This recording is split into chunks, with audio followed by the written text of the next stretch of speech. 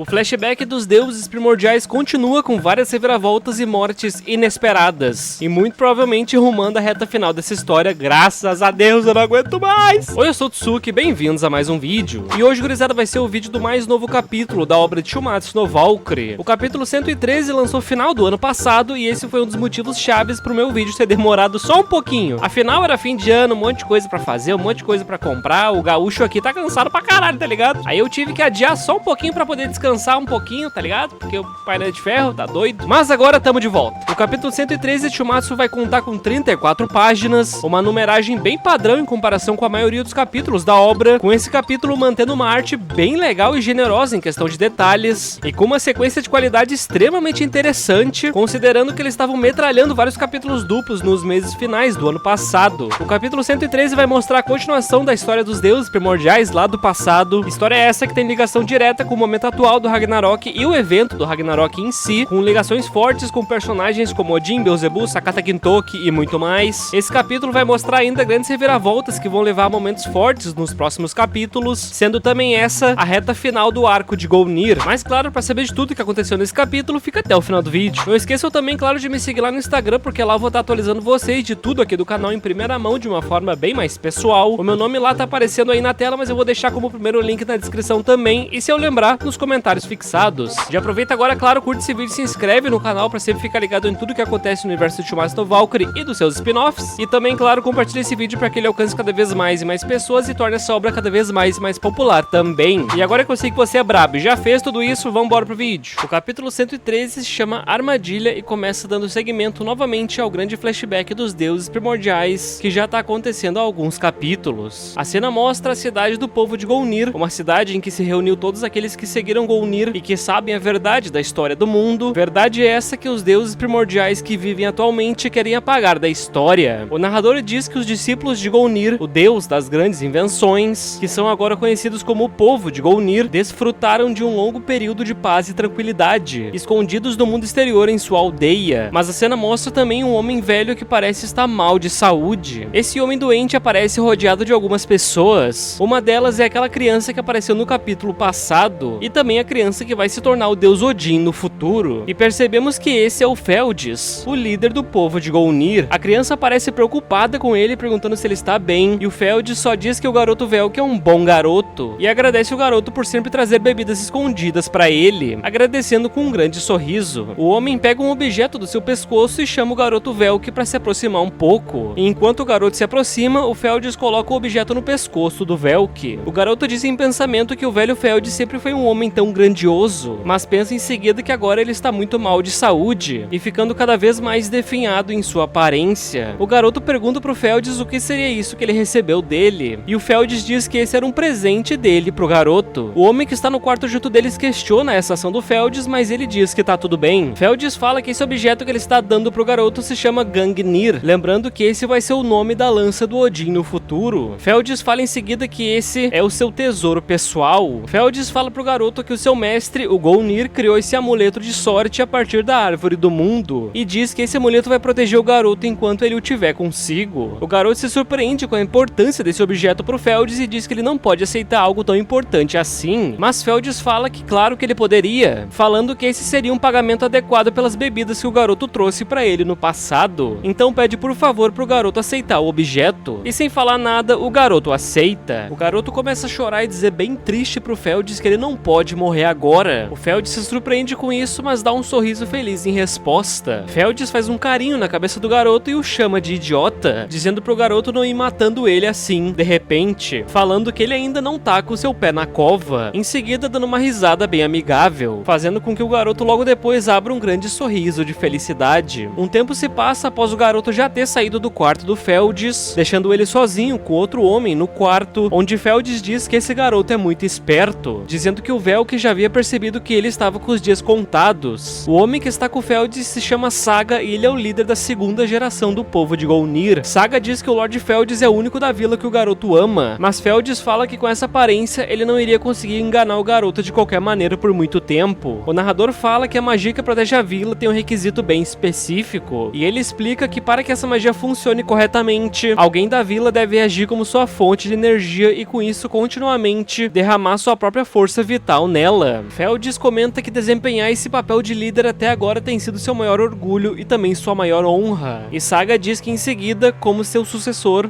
de Feldis como líder da vila, ele também se sente honrado em dar sua vida para esse propósito. Mas por um momento Feldis olha para sua própria mão e reflete a respeito de alguma coisa, com ele em seguida chamando o nome do Saga, dizendo para ele que ele quer explicar alguma coisa antes que seja tarde demais. E esse algo que o Feldis quer dizer pro Saga é como dissipar a magia de proteção da vila, a magia chamada Jotunspill. A cena mostra que o garoto Velk está do lado de fora da janela do quarto do Feldis, onde ele também está ouvindo toda a conversa dos dois enquanto chora, ouvindo que o Feldis está morrendo e ouvindo também a explicação de como dissipar a barreira mágica que protege a vila. Alguns minutos se passam e Feldis diz que o Saga não pode revelar isso pra ninguém. Saga diz que entende perfeitamente e Feldis fica bem aliviado, falando que isso é ótimo pois tirou um grande peso da sua mente. Feldis diz em seguida que ele pode ser o último dos discípulos diretos do Lord Gonir, mas diz que essa paz que eles vêm desfrutando está além das suas expectativas mais loucas. Mas Feldis fala em seguida que mesmo com tudo isso, ele diz que tem apenas um arrependimento em sua vida. E ele fala que esse arrependimento era que ele não iria conseguir divulgar ao mundo a verdadeira história escrita pelo seu mestre Gonir, considerada também sua obra-prima. Saga diz em seguida que os deuses primordiais nunca permitiriam que isso acontecesse, e fala que isso só seria possível se os deuses já tivessem desaparecido desse mundo. Mas Saga diz que um dia, quando isso acontecer, então eles vão ter a tão esperada vitória que eles tanto aguardam. A gente vê que o garoto Velk da janela escuta tudo isso, toda essa conversa. Em seguida, Feldis agradece a palavra de Saga, mas diz que acha que finalmente conseguiu entender os sentimentos do seu mestre Gonir, dizendo em seguida que não seria justo que crianças como Velk e jovens como o próprio Saga sejam obrigados a continuar essa luta dos mais velhos. Feldis fala em seguida que em vez de arriscar suas vidas por essa verdade, Feldis diz que prefere que eles vivam suas vidas como eles quiserem. Feldis diz que Gonir disse que estaria deixando tudo isso para o Feldis antes de partir e diz que ele tem pensado muito sobre isso ultimamente, mas fala que as coisas estão melhores assim também. Saga fica preocupado com as falas de Feldis, mas agora em outro lugar a gente vê que o Velk saiu correndo da varanda onde ele estava anteriormente e começou a correr para outro lugar. O garoto Velk começa a se distanciar da vila para sua extremidade, ainda com lágrimas em seu rosto, mas agora com o rosto também determinado. Velk diz que isso ainda não acabou e que o Feldis tem que esperar um pouco mais por ele. A gente vê que o Velk correu ao ponto de chegar na extremidade da barreira física da magia que protege a vila de todo o exterior. O garoto encara a parede e diz que essa então seria a barreira criada pela magia Jotunspell, dizendo que nunca tinha chegado tão perto assim dela antes. Velk diz que essa barreira os protegeu de tudo do lado de fora desde que o velho Feldis criou a vila de Gonir. E ele diz também em seguida que se todos eles pudessem viver em segurança no mundo exterior, então o Feldis não iria precisar continuar alimentando a barreira da vila com sua energia vital. E assim eles poderiam divulgar a verdadeira história escrita pelo deus Gonir. Velk aponta sua mão para a barreira da magia e se pergunta em pensamento se ele poderia usar o encantamento para dissipar a magia da barreira que ele acabou ouvindo durante a conversa entre Feldis e Saga anteriormente. Mas independente disso, o garoto começa a recitar o encantamento, falando duas frases em runas nórdicas antigas. E por incrível que pareça, o encantamento funciona nas mãos de Velk. E em seguida a barreira se abre, abrindo um pequeno espaço na barreira, mas suficiente para Velk atravessar e chegar do lado de fora da vila. Velk nota que o portal fica pouco tempo aberto e se joga para fora da barreira, caindo de cara no chão, em seguida notando que a barreira se fechou imediatamente, mas ficando impressionado que realmente ele conseguiu sair da barreira. Só que em seguida Velk nota uma coisa estranha para ele acontecendo na barreira pelo lado de fora. Velk nota que no lugar onde fica a vila de Gonir está agora uma grande pedra enorme, parecendo que é uma pedra que está esmagando a vila. O garoto se pergunta o que é isso e por que tem uma pedra grande no lugar da vila, mas depois de tocar na pedra e ver que ela tá reagindo igual à magia da barreira, ele entende que isso faz parte da magia de proteção da vila, e essa é a camuflagem que esconde a vila do exterior, camuflando ela em um formato de uma grande pedra gigante que parece uma pequena montanha. Velk se impressiona com a descoberta e diz que o Lord Gonir e o velho Feldis realmente são duas pessoas incríveis. Em seguida, o Velk começa a correr para longe da barreira e para longe da vila, falando em pensamento pro seu amigo aguentar firme até ele voltar pra vila, porque ele precisa descobrir se os deuses primordiais ainda existem ou se já deixaram de existir nesse mundo exterior. E conforme ele vai se afastando da vila, ele acha uma grande cidade ao longe. Velk entra nessa cidade e começa a caminhar pelas ruas dela enquanto nota várias pessoas no seu caminho. O narrador diz que essa foi a primeira vez que não só o Velk, mas que qualquer uma das pessoas da vila de Gonir entrou em contato com esse novo mundo próspero que se encontrava fora da barreira que protege a vila. Mundo esse que foi criado pelos primordiais à base da ignorância. ignorância. Uma coisa interessante de se comentar é que essa cidade lembra bastante a cidade que aparece no flashback do Beelzebub, e se for a mesma, provavelmente o flashback do Beelzebub acontece vários anos depois de todo esse acontecimento aqui, e é legal ele tá juntando essas duas coisas, porque no futuro quem acha o livro de Gonir é o próprio Beelzebub. Velk disse enquanto explora a vila que existem muitas coisas na cidade que ele jamais viu antes, e também comenta sobre estar muito lotada de gente, dizendo que não fazia ideia que existia tantos outros deuses fora da aldeia onde ele mora, até que de repente alguém esbarra em suas costas, uma espécie de deus meio hipopótamo ou algo assim. Ele pede perdão por ter esbarrado nele, mas diz que ao mesmo tempo, jovens como ele deviam manter os olhos abertos enquanto andam pela cidade, porque eles podem acabar esbarrando em bêbados como ele, por fim dizendo que eles podem encarar isso como um empate, e dando uma risada em seguida. Velk comenta sobre o cheiro de bebidas, se impressionando que bebidas é algo que também existe fora da sua vila. Velk chama a atenção desse deus e pergunta pra ele se ele conheceria alguém chamado Gonir. O deus se impressiona por um momento, mas depois pergunta o que seria isso de Gonir que ele não faz ideia, perguntando se seria alguma coisa de comer, mas o garoto fala que ele está se referindo ao deus primordial Gonir. O deus hipopótamo se impressiona de novo, mas começa a rir novamente, perguntando pro garoto quantos anos ele tem, enquanto tira sarro dele. O deus se senta em uma cadeira e começa a dizer que se o garoto tem tempo pra brincar com bêbados como ele deveria prestar mais atenção nos seus livros de história, e pergunta em seguida se o garoto não seria velho demais pra acreditar em contos de fadas. O Velk se impressiona com o deus chamando os primordiais de conto de fadas e sai falando com outros deuses pela cidade, perguntando pra ele sobre os deuses primordiais. Um deles pergunta quem que seriam esses tais primordiais que ele não conhece. Outro deus que ele pergunta responde que esses deuses já não existem há muito e muito tempo. E outro deus diz que se ele quer saber mais de contos de fadas, ele deveria pesquisar nos livros da biblioteca. Velk começa a correr pela cidade em busca da biblioteca dela, pensando que ninguém nessa cidade parece sequer acreditar que os deuses primordiais sequer existiram de verdade. E chegando na biblioteca, Velk começa a pegar vários livros a respeito dos deuses primordiais e começa a ler eles em cima de uma mesa. Em seguida, Velk nota que todos esses livros têm conteúdos bem diferentes, percebendo que em todos eles, os deuses primordiais são chamados de meras fábulas da história. Ele percebe também que tópicos como Yggdrasil, Ragnarok e Gleipnir, nenhum deles está descrito nessa história do mundo. E ficando totalmente surpreso com tudo isso que ele está lendo, Velk comenta que toda a história que ele aprendeu na vila é completamente diferente de tudo isso que ele está lendo nesses livros. O narrador comenta que a história ensinada aos habitantes do Novo Valhalla era totalmente diferente da história que o povo de Gonir passou para os habitantes, com o povo de Gonir divulgando a história certa para a vila e os deuses primordiais transmitindo a história falsa para o Novo Valhalla. Uma deusa funcionária da biblioteca chega perto do Velk e pergunta se ele estaria procurando alguma coisa específica. O garoto vira para ela e diz que todos esses livros dizem que os deuses primordiais já morreram. Em seguida ele pergunta para ela se então realmente os deuses primordiais já se foram desse mundo. E essa deusa responde que sim, dizendo que assim como dizem nos livros, não há mais nenhum deus primordial nesse mundo vivo, dizendo que eles são apenas lendas de um tempo muito e muito distante. Velk se impressiona com isso e o narrador diz que além da história falsa ter sido espalhada pelo Valhalla, por causa disso até mesmo a verdade da existência dos deuses primordiais já se transformou em uma lenda de um tempo muito distante. Após isso, Velk sai correndo da biblioteca, ainda impressionado com a notícia, e em pensamento ele realiza que ninguém na cidade jamais viu um deus primordial de verdade, e percebe que isso quer dizer que no momento atual os deuses primordiais não existem mais nesse mundo. Mas enquanto ele tá fazendo toda essa trajetória na cidade de volta, Velk estava sendo observado o tempo todo por aqueles que ele acredita estarem extintos. Ele estava sendo vigiado pelos últimos primordiais que ainda estão de pé, e esses deuses olham para esse garoto sabendo de onde ele é, e sabendo que eles finalmente encontraram o povo de Gonir que eles tanto buscaram. O garoto Velk parte de volta para sua vila com um grande sorriso no rosto e muita determinação. Ele fica dizendo que eles se foram, que todos eles finalmente se foram. Ele diz que os deuses primordiais que apagaram o grande Gonir da história finalmente se foram desse mundo, dizendo que finalmente ninguém mais está caçando o povo de Gonir, e por fim dizendo que a sua vila finalmente pode ser livre. O garoto Velk volta para a barreira finalmente e toca ela de novo com a sua mão, realizando novamente aquele encantamento de dissipar a barreira e com sucesso abrindo novamente um buraco na barreira com a sua mão. Em seguida, entrando outra vez em sua vila. Velk adentra sua vila empolgado para contar a novidade para os outros, dizendo em pensamento pro velho Feldes aguentar firme porque ele está chegando com a novidade e falando que agora eles vão poder finalmente contar a verdade pro mundo inteiro do lado de fora, dizendo que todos os sonhos deles se tornarão realidade finalmente. Mas algo inesperado acontece, pois mesmo fechada, a barreira atrás do Velk se distorce com uma força externa, e Velk percebe isso olhando para trás bem confuso. Mas antes que ele pudesse fazer qualquer coisa a respeito disso, ele é atingido por um raio laser que veio de fora da barreira. barreira, um raio divino que quebrou a barreira mágica e atravessou a barriga do garoto Velk, fazendo ele cuspir muito sangue. O garoto cai brutalmente no chão com esse ataque e logo em seguida a barreira é aberta e quebrada pelo lado de fora. E vemos que os deuses primordiais seguiram o garoto e conseguiram achar a barreira pelo rastro que ele deixou, finalmente adentrando para a vila do povo de Golnir. Esses 3 deuses dizem que esperaram esse momento por incontáveis eras. Em seguida a barreira inteira se quebra, liberando a vila do seu estado escondido em que estava antes, e um dos primordiais diz que não tem dúvidas que essa barreira é obra do grande inventor Golnir, dizendo que, como sempre suspeitaram, Golnir havia escondido seus discípulos em uma das suas criações geniais, escondendo todos aqueles que herdaram sua vontade. O primordial pede perdão para a criança que está caída à beira da morte no chão, mas diz que eles devem eliminar todos aqueles que conhecem a verdadeira história desse mundo, dizendo que esse é o dever deles como os últimos primordiais ainda vivos nesse mundo. Vemos que suas peles estão todas quebradiças, indicando que eles também já estão à beira da morte. O garoto no chão se impressiona por ver os primordiais na sua frente, mas outra primordial diz que eles dedicaram suas vidas inteiras a vigiar o mundo e ouvir qualquer sinal de ameaça, como alguém proferindo palavras que já deveriam ter sido apagadas. Ela diz que se eles tivessem demorado um pouco mais para encontrar a vila de Golnir, eles, que agora são os 3 últimos deuses primordiais vivos da sua espécie, já teriam deixado de existir, dizendo que tiveram muita sorte de terem chegado a tempo para concluir o seu trabalho. O garoto em sua mente se culpa bastante, se perguntando se tudo isso aconteceu porque ele saiu da vila. O narrador fala que nesse momento o garoto percebeu o seu erro, dizendo que os deuses primordiais apagaram qualquer vestígio da sua própria existência, esperando que um momento como esse acontecesse, esperando o dia em que os discípulos de Golnir acabariam se revelando por conta própria. Os deuses primordiais avançam para o centro populoso da vila, abandonando o garoto enquanto ele começa a se desfazer por completo e chegar no ápice da sua morte. Mas antes que avançassem mais, um dos primordiais diz pro garoto não se culpar por esse acontecimento, até porque graças ao garoto, agora este mundo inteiro vai ser finalmente salvo por completo. O garoto ouve essas palavras e faz uma feição completamente desesperada antes de morrer, enquanto apenas observa os primordiais avançando para dizimar sua vila e o seu povo. Tudo isso enquanto dizem que agora é a hora deles finalmente apagarem essa história desprezível do mundo. E é com essa cena totalmente macabra que o capítulo termina. Gurizada, vamos combinar uma coisa aqui rapidinho. No início, essa história dos primordiais estava até que super interessante, assim, ver tudo que aconteceu no passado, ver o que foi a Yggdrasil, ver o ritual do Gleipnir, uma guerra fodona, cheia de porradaria, um monte de quadro bonito, ver o que aconteceu com Odin, pá, e tal, zizás. Tava tudo muito bom e tal.